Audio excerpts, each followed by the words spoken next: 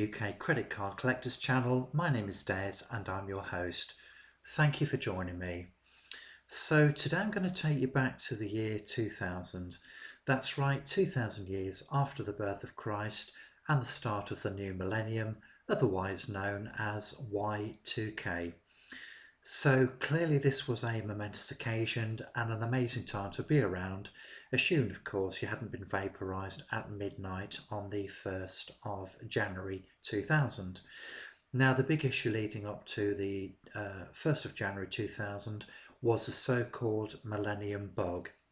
Now scaremongers at the time were warning everybody that this was going to cause global chaos, computers were going to crash, grids were going down, missiles were going to be launching left, right and centre, and people ought to be heading to the hills with large stocks of baked beans and plentiful supplies of toilet paper.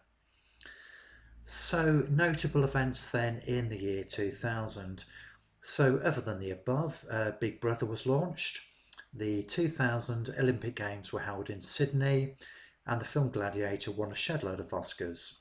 In the UK, the former GP Harold Shipman was jailed and became the UK's most notorious and prolific serial killer.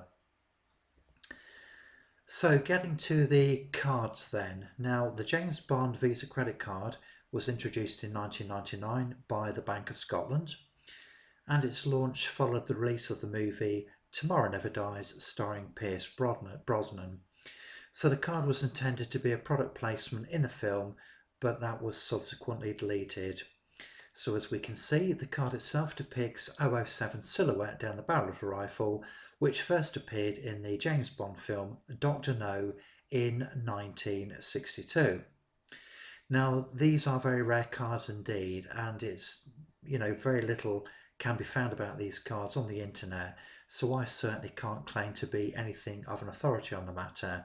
However, what I can tell you is that if you were lucky enough to receive one of these bad boys, then you would benefit from free travel accident cover and free purchase care protection cover, whatever that meant.